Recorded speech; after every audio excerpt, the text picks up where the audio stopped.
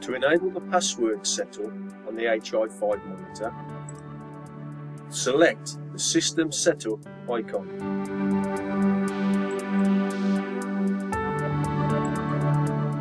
The default Supervisor, User and Calibration passwords can be changed.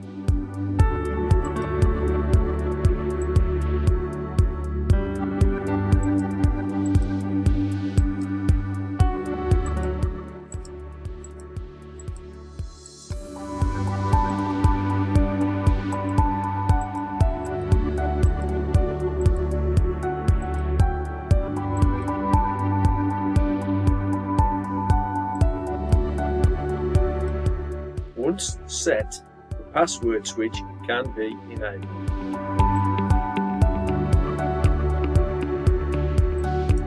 Thanks for listening.